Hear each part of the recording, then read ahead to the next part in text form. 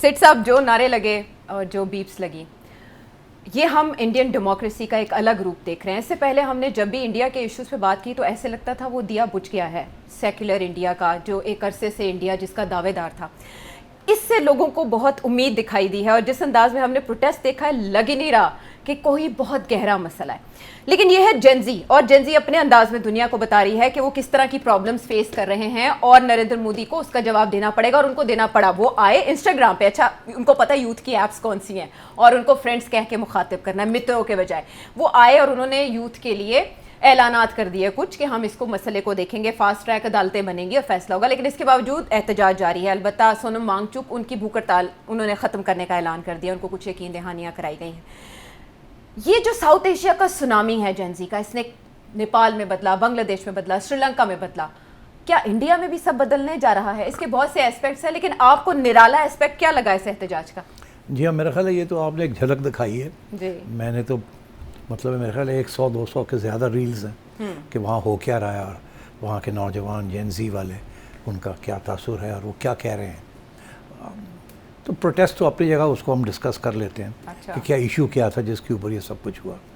मगर जो मुझे जो सबसे इंटरेस्टिंग चीज़ लगी है यहाँ, वो ये है कि ये उस जेनजी तो हैं, मगर ये चांसेस ये हैं कि इनके वालिदैन ने और इन्होंने ख़ुद बीजेपी के लिए वोट डाला होगा। वोटर्स हैं उनके, ये उनके वोटर्स हैं और इनके लिए बाहर निकल के इस तरीके से कंसिस्टेंटली नरेंद्र मोदी को टारगेट करना, ये बड़ी इंटरेस्टिंग डेवलपमेंट है। बीजेपी को इतना टारगेट नहीं किया जा रहा जितना नरेंद्र मोदी के ऊपर फोकस है। और नरेंद्र मोदी के बारे में इंडिया के अंदर उससे तो मोदी जी से ज़्यादा इधर उधर की बात ही नहीं होती। ज़रूर लगाते हैं और जी हमेशा, और उनकी जो हैसियत है उसके ऊपर इस किस्म की कभी भी तनकीद नहीं हुई। बाकी लोगों पे होती है, अमित शाह पे होती है, बाकी लोगों पे होती है, मगर नरेंद्र जी जो है मोदी साहब, ये तो बिल्कुल एक पेडेस्टल पे थे। और फिर अभी जीते हैं, 70% वोट लेके जीते हैं। तो ये बच्चों का बाहर निकलना और मोदी को अटैक करना, दिस इज़ वेरी सिग्निफिकेंट। ये पहले ऐसे नहीं हुआ। पहले बीजेपी की हुकूमत को अटैक होता रहा। फॉर एग्ज़ाम्पल जब अप्रैल 2011 में वो अन्ना हज़ारे का जो मूवमेंट था, अन्ना हज़ारे का, ये इनकी गवर्नमेंट से पहले था, इनकी गवर्नमेंट से पहले, उस वक्त कांग्रेस थी। तो उस वक्त भी किसी ने राजीव गांधी या सोनिया गांधी को अटैक नहीं किया था। पर्सनल अटैक्स नहीं थे, कभी नहीं थे। और फिर कामयाब भी हो गए वो मूवमेंट कि पार्लियामेंट ने एंटी करप्शन लॉज चेंज किए, बिकॉज उस वक्त इशू करप्शन का था। और उस वक्त भी लाखों की तादाद में लोग बाहर निकले थे दिल्ली में। दिसंबर 2012 में फिर दिल्ली में लोग निकले थे और उस वक्त भी बीजेपी की गवर्नमेंट नहीं थी और वो गैंग रेप का इशू था।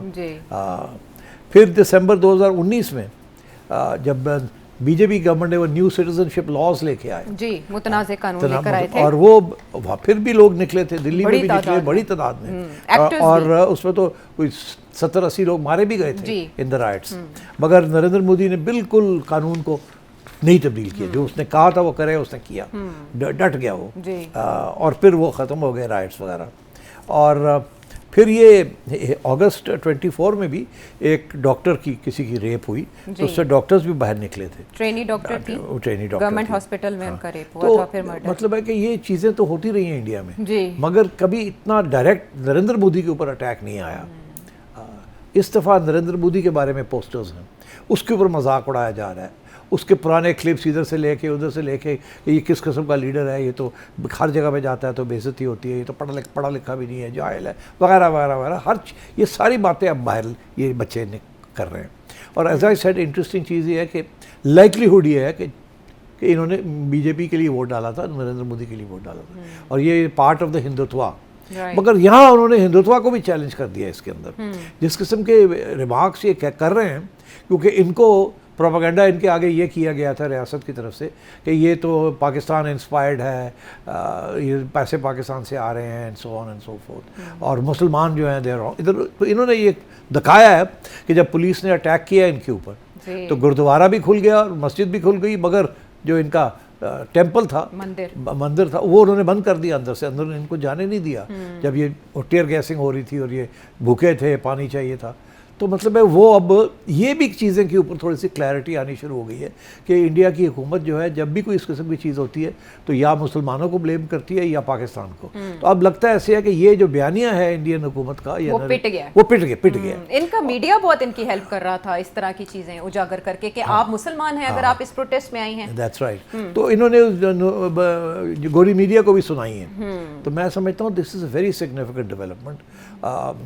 और इस वक्त बीजेपी को इस बात का एहसास हो गया होगा अब, क्योंकि उन्होंने जिसकी रेजिग्नेशन वो मांग रहे हैं एजुकेशन मिनिस्टर धर्मेंद्र प्रधान, हाँ वो तो उन्होंने अभी तक नहीं रिज़ाइन किया कर रहे हैं। हाँ मगर नरेंद्र मोदी ने ये ज़रूर कहा कि मैं अब इसको ये जो करप्शन हो रही है एग्ज़ाम्स के अंदर इसको मैं चेक करूँगा एंड सो ऑल्सो। बट सबसे ज़्यादा to you ask me this question is के इनकी spirit non violent, it's funny at some level. मतलब ऐसी ऐसी चीज़ें वो कह रहे हैं जो कि हमने आज तक सुनी नहीं थी, जो असर रखती हैं। हाँ, आप तंज़िया अंदाज में जब कोई मसला बयान करते हैं तो उसकी चोट गहरी होती है। ये चोट बड़ी लग रही है उनको बीजेपी को। तो मैं ये समझता हूँ this is significant, that is why ये मैं इसको समझता हूँ बड़ी अहमियत है। अलबत्ता ये ज़रूर है कि जैसे कि बांग्लादेश में जब स्टूडेंट रिवोल्ट हुआ तो हसीना को छोड़ना पड़ा, नेपाल में जब हुआ स्टूडेंट रिवोल्ट तो उनके प्राइम मिनिस्टर को रिज़ाइन करना पड़ा। इसी तरीके के साथ श्रीलंका में उनके प्रेसिडेंट को रिज़ाइन करना पड़ा। मगर यहाँ नरेंद्र मोदी क्या वो एजुकेशन मिनिस्टर अभी तक रिज़ाइन नहीं किया और ये लगे हुए हैं अभी इंसिस्ट कर रहे हैं। मगर ये देखिए ये बढ़ता जा रहा है, अब फ्रॉम एग्ज़ाम ओरिएंटेड इशू ये अब करप्शन की तरफ भी जा रहा है और इवेंचुअली ये करप्शन के ऊपर भी बातें शुरू हो जाएंगी। So I think this is a landmark protest in current Indian politics और इसका जो असर है वो I think it will जो बीजेपी का जो बयानिया है ना हिंदू बयानिया उसको ये चैलेंज करेगा। इसमें ये बच्चे जो हैं ये ठीक ठाक चैलेंज कर रहे हैं हिंदुत्व को। जो प्रो बीजेपी गवर्नमेंट सहाफ़ी हैं इवन के वो कह रहे हैं कि मिस कैलकुलेट हुआ है इस गवर्नमेंट से। ऐसा क्या कॉन्फिडेंस था नरेंद्र मोदी को? और वो ये भी कह रहे थे कि ये पॉलिटिकली ड्रिवन है। इनिशियली तो इसको किसी ने ज्वाइन नहीं किया था लेकिन इस स्टेज पे कांग्रेस भी आ गई, सोनम वांगचुक भी आ गए, आम आदमी पार्टी भी आ गई, समाजवादी पार्टी भी आ गई। तो इससे क्या असर पड़ा आपके ख्याल में इसमें? बिल्कुल पड़ा, बिकॉज इनको अब समझ आ गई है कि ये एक इसकी अहमियत क्या है। हाँ। इन सियासी जमातों को इसकी अहमियत समझ आ गई है कि ये जो जेन ज़ी है ये आपके वोटर हैं आगे। These are going to make or break political movements and parties. तो ये तो I think this is what सारे जो सियासी जमातें उनको समझ आ गई कि इंडिया की भी जो यूथ प्रोफाइल है वो ज़्यादा दिन ब दिन ज़्यादा अहम होती जा रही है पॉलिटिकली स्पीकिंग। और ये बच्चे जो हैं ये जो अब बीजेपी के लिए वोट नहीं डालेंगे, जो इम्प्रेशन आ रहा है सोशल मीडिया पे इस वक्त, अब नहीं डालेंगे। तो ये I think this is very significant. अच्छा, दूसरी बात इसमें जो इंटरेस्टिंग है ये है आयशा के तो व्हाट डू यू सी कि कहाँ तक जाएगी ये? सिर्फ एजुकेशन मिनिस्टर के इस्तीफे पर ख़त्म हो गई या नरेंद्र मोदी को एट लास्ट जाना पड़ेगा? नहीं, देखिए ये सबसे पहले तो ये सवाल है कि ये इसकी अहमियत क्यों है? हाँ। क्यों इतने लोग क्यों बाहर निकल आए? क्यों आए? ये क्या मसला है? कौन सा इम्तिहान है जो कि इतना है जिसके ऊपर इतनी बड़ी एहतजाज? मेडिकल में एडमिशन के लिए एक टेस्ट है नीट, तो ये इसकी इतनी बड़ी क्यों मूवमेंट? कैंपेन कैसे बन गई इतनी बड़ी? मैं आपको बताता हूँ इसकी वजह ये है, ये एक इम्तिहान है जिसके बाद आप जाके MBBS डॉक्टर बनते हैं। अच्छा, इसके 20 लाख से ज़्यादा स्टूडेंट्स इसके अंदर इस एग्ज़ाम को लेते हैं, 20 लाख, जिसमें से 20 लाख में से कोई 1 लाख के 10 लाख के करीब पास हो जाते हैं। 20 लाख इम्तिहान लेते हैं, मोटी मोटी बात कर रहा हूँ। अच्छा। 10 लाख के करीब कामयाब हो जाते हैं। उस 10 लाख में से कितनों को जॉब्स मिलती हैं? वो कोई 1 लाख के करीब, 10 लाख में से 1 लाख को नौकरी मिलती है और उसमें से भी 60-70 हज़ार हैं जिनको गवर्नमेंट जॉब्स मिलती हैं। अच्छा, इससे ज़्यादा है ही नहीं, जॉब्स ही नहीं है। तो आप सोचिए कि इसकी अहमियत कितनी है मिडिल क्लास के लिए। बिकॉज वंस अगर MBBS आप बन जाते हैं और डॉक्टर आप किसी स्टेट के अस्पताल में वगैरह नौकरी हो जाती है तो उसके साथ पूरे घर चलते हैं। तो ये इसकी उतनी बड़ी अहमियत है जितनी आप समझे कि हमारे CSS के इम्तिहान की है। हमारे CSS तो बड़ा एक्सक्लूसिव इम्तिहान है ना, ये एक्सक्लूसिव नहीं है, ये तो it's all for all over India. इसके अंदर जब घपले होते हैं या सिफारिशें चलती हैं, ये लीक हो जाते हैं पेपर, तो इट अफेक्ट्स लाखों के लोग तादाद में लोगों को। आप सोचिए 1 लाख 10 लाख स्टूडेंट इम्तिहान पास करता है और उसमें से सिर्फ लाख के करीब जो है उनको अप्रूव किया जाता है, और उसमें से होता है। आधे जो हैं जिसको जॉब्स मिलते हैं। तो कितनी कंपटीशन है और कितनी उसके लिए पढ़ाई करनी पड़ती है और कितनी मेहनत करनी पड़ती है। और पेरेंट्स जो हैं वो प्राइवेट सेक्टर, मेडिकल कॉलेजेस और ये सब के लिए इतना कुछ पैसे खर्च कर देते हैं। तो that is why this is so important. और फिर ये जो इंडियन एग्ज़ाम है, like the Pakistani MBBS exam, ये पासपोर्ट है, सिर्फ अपने लोकल जॉब के लिए नहीं मगर एमिग्रेट करने के लिए। डॉक्टर्स को कनाडा, USA, UK, यूरोप सबसे बड़ी डिमांड ही हेल्थ वर्कर्स की है। तो इसलिए this is so critical for all these young people, and that's why इसके लिए इतनी वो मेहनत करते हैं। तो इसलिए इसके ऊपर इतनी ज़्यादा एहतजाज हुआ है, बिकॉज ये it affects millions of families. अब आप सोचिए अगर 20 लाख लोग इस इम्तिहान लेते हैं तो 20 लाख फैमिलीज होगी ना। तो 20 लाख फैमिलीज का ये मतलब है कि मल्टीप्लाई बाय 5 इतनी लोग जो हैं डायरेक्टली अफेक्टेड है बाय दिस। मतलब है 10 करोड़ लोग। 10 करोड़ लोग। So it's no joke. तो ये I think that is why ये बड़ा इम्पोर्टेंट है। अब नरेंद्र मोदी जो है उसने आज तक कंसीड कभी कुछ नहीं किया। वो पहले भी जो एहतजाज होते रहे हैं वो सिटीजन्स लॉ के ऊपर या रेप के ऊपर, कानून नहीं वो बदलता। हाँ, टस से मस नहीं होते। आप किसानों को देखिए 11 माह तक वो बैठे रहे, उनमें से कितनों की लाशें घर गईं, और धूप, उन्होंने सर्दी की सख्ती, बारिश सब बर्दाश्त किया। कंसीड। हाँ। तो अब भी ये है कि ये इंसिस्ट कर रहे हैं कि जब तक आप एजुकेशन मिनिस्टर का इस्तीफा नहीं, और बल्कि नरेंद्र मोदी उनका भी इस्तीफा कुछ स्टूडेंट्स मांग रहे हैं, मगर उनको पता है अनलाइकली है, ये प्रेशर काफ़ी है कि एजुकेशन मिनिस्टर, मगर नरेंद्र मोदी ने नहीं किया अभी तक नहीं किया। उन्होंने ये कोर्ट्स बना दी ना। और दूसरी चीज़ ये, हाँ, फास्ट ट्रैक कोर्ट्स बना दी, मगर उन्होंने अब और उसके ऊपर भी क्या कोई ज़्यादा है ये लोग नहीं यकीन करेंगे। इनका मेन डिमांड तो ये है कि जिस बंदे ने लीक किया है, जिसने पैसे बनाए हैं, it's a huge corruption racket, तो उसको निकाला जाए। तो अब क्या किसी स्टेज पे वो करेगा या नहीं करेगा? नरेंद्र मोदी का ट्रैक रिकॉर्ड है कि वो जिन्होंने टीट है बिल्कुल। हाँ, रिपोर्टेडली जिस दिन इन्होंने अनाउंस किया फास्ट ट्रैक कोर्ट्स, उस दिन 2024 के जो पेपर लीक का मास्टरमाइंड था उसको जमानत मिल गई थी, क्योंकि उनके खिलाफ CBI केस नहीं बना सकी, सबूत नहीं ला सकी। सो आपने ऑल ओवर इंडिया बात की कि इस एग्जाम से लोग इफेक्ट होते हैं, तो ये जो तहरीक है ये सारे इंडिया में फैल सकती है? अभी हो रहा है ना जी। पहले तो सिर्फ दिल्ली में थी, अब मुंबई में भी शुरू हो गई है, फिर उधर पटना में हो गई है, तो हर जगह पे छोटी छोटी अब ये शुरू हो गई है। अब ये किस हद तक आगे जाती है, मैं समझता हूँ कि ये ज़्यादा देर नहीं चलेगी। उसकी वजह ये है कि जब किसी इस किस्म की तहरीक को चलाने वाली को पार्टी होती है, अच्छा, या ऑर्गेनाइजेशन होती है, इसमें कोई पार्टी नहीं है, कोई ऑर्गेनाइजेशन नहीं है, ये स्पॉन्टेनियस है, तो इसलिए ये सूनर और लेटर ये बच्चे घर चले जाएंगे। मगर ये अपना एहतजाज जो है जब तक कर सकते हैं ये करेंगे। और अब नरेंद्र मोदी को एक और बात भी समझ आ जानी चाहिए कि ये जो पुलिस ने जो जिस तरीके से इनको कुचलने की कोशिश की है, वो भी is making headlines all over the world. तो मेरा ख्याल है कि शायद ये पुलिस रिप्रेशन भी ये अब कदम पीछे हटेंगे, और ये हो सकता है कि ये अब ऐसा कुछ अरसे के लिए चले, मगर उसके बाद ये भी हो सकता है कि नरेंद्र मोदी कोई ऐसा इकदाम, कुछ ऐसा स्टेप ले, कॉम्प्रोमाइज़ कर ले इनके साथ किसी लेवल के ऊपर। So we have to wait and see. But इससे ज़्यादा इसकी ये नहीं है कि ये गवर्नमेंट गिर जाएगी जैसे श्रीलंका में हुआ या बांग्लादेश में हुआ या नेपाल में हुआ। वो सिचुएशन यहाँ नहीं है। आप इस्तीफा अलबत्ता आते देख रहे हैं?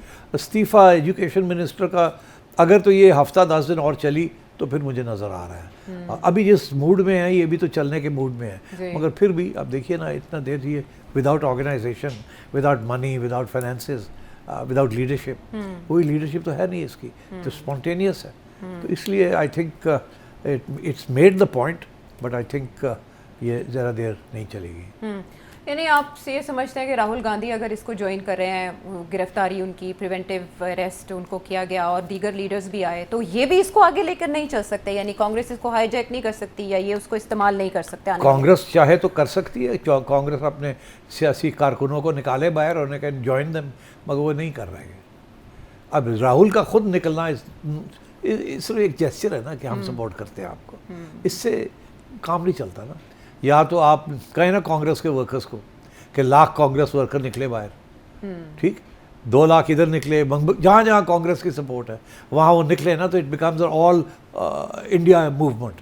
वो तो हो नहीं रहा है। ना कम्युनिस्ट ज्वाइन कर रहे हैं, ना आम आदमी पार्टी ज्वाइन कर रही है, ना तो कोई एक आध बंदा उठ के, उससे कोई फ़र्क नहीं पड़ता। तो ये I think that's why I feel कि ये कहीं जाएगी नहीं बहुत ज़्यादा दूर। तो इसका नरेंद्र मोदी की मकबूलियत पे क्या असर पड़ेगा? उनका जो इमेज है इंडिया में उस पे इमेज तो बिल्कुल डेंट पड़ गया, कोलैप्स हो गया। जिस किस्म की गाली निकली है उनको और जिस किस्म की मजाक उड़ाया जा रहा है ये 36 इंच का छोटा बंदर, लाइक इस तरह की बहुत सी आप देखते हैं कि गालियाँ। हाँ, तो ये तो छोटी बात नहीं है, नहीं बहुत बड़ी बात है। लेकिन ये भी सराह रहे थे लोग कि जिस नौयत की वहाँ बयानात आ रहे हैं, तंज किया जा रहा है, मलामत किया जा रहा है, ये इंडियन डेमोक्रेसी में ही इतनी आज़ादी हो सकती है कि कोई इस तरह दबंग अंदाज में बात करे। और जो शऊर आपने देखा, जिस तरह से इंटरव्यूज़ हो रहे हैं, स्टूडेंट्स के इंटरव्यूज़स हो रहे हैं, ये कहा जा रहा है कि उनमें शऊर, सियासी शऊर यहाँ की निस्बत ज़्यादा। यहाँ की तो देखिए, दो फ़र्क ये है कि एक किसी इंडियन स्टूडेंट को ये पूछा तो अब वो आप वाली बात कि जी जमहूरियत है, अभी भी इलेक्शंस में बिलीव करते हैं, कॉन्स्टिट्यूशन है, हाँ, कुछ चलता है, ठीक है, थोड़ी सी कानून तक तकड़े कर दिए हैं, मगर अभी भी कुछ हद तक वहाँ जमहूरियत है। जब आप पाकिस्तान के साथ कंपेयर करते हैं तो किसी ने पूछा पाकिस्तानी जेनजी वालों को जी कि आपके यहाँ क्यों नहीं आप लोग खड़े होके कुछ करते तो उसका जवाब ऐसा था जो कि मैं यहाँ नहीं दे सकता। तो उससे आप बात समझ जाए कि क्या जवाब मिला और क्या सूरत हाल है। यानी अच्छा, सब यही क्वेश्चन कर रहे हैं। आपने कहा कि ठीक है, भारत का यह एहतजाज महदूद मकसद के लिए होगा, महदूद पैमाने पर होगा, महदूद अरसे के लिए होगा, ये बांग्लादेश, नेपाल, श्रीलंका जैसी तहरीक नहीं बन सकता। लेकिन सब वहाँ और यहाँ इस तरह के एहतजाज में क्या फ़र्क है? लाइक पाकिस्तान में इस नौयत का भी एहतजाज आपने कभी होते देखा? नहीं, देखिए, स्टूडेंट के हमें हुए हैं, यहाँ भी मूवमेंट्स हुए हैं लेड बाय स्टूडेंट्स, मगर उसके अंदर फिर सियासी जमातें आ गई, फिर वो सियासी मूवमेंट्स बन चुके थे। अयूब खान को स्टूडेंट रिवोल्ट था, फिर उसके अंदर सारी अपोजिशन पार्टीज़ ने ज्वाइन कर लिया। तो ये चीज़ें और हुई हैं यहाँ भी, मगर विदाउट पॉलिटिकल इन्वॉल्वमेंट नहीं हो। और यहाँ जब से ज़ियाउल हक ने स्टूडेंट यूनियंस बैन किए, तो वो जो कॉलेजेस और यूनिवर्सिटीज़ के अंदर जो सियासत होती थी, जो स्टूडेंट सियासत सीखते थे, डिबेटिंग होती थी, इश्यूज डिस्कस होते थे, वो सारे पाकिस्तान में डिबेटिंग टीम्स आती थी, जाती थी, इलेक्शंस होते थे, सियासी बातें होती थी, स्टूडेंट्स अपनी हमदर्दी किसी सियासी जमात के साथ, ये सारा कुछ होता था। और यहाँ for example national students federation Karachi में it was a very major political force in the 50s and 60s। तो ये मगर फिर उन्होंने खैर जुल्फ़िकार अली भुट्टो साहब का साथ दिया और उसके बाद भुट्टो साहब ने सब कोई फ़र्क कर दिया और स्टूडेंट पॉलिटिक्स भी ज़ियाउल हक साहब ने ख़त्म कर दी। वो दिन है और आज का दिन है, there is no student politics. तो इंडिया में तो स्टूडेंट पॉलिटिक्स है ना, इसमें तो कोई शक नहीं है। सो आई थिंक इसका आफ्टर इफ़ेक्ट जो है वो ज़रूर रहेगा। अच्छा। मगर सियासी जमातें अभी उनको एहसास नहीं हुआ इसकी अहमियत क्या है। ये जैसे मैंने कहा, राहुल गांधी का अकेला निकलना या उसकी बहन का अकेला निकलना बाहर और कुछ बात करनी, उससे बात नहीं बनती।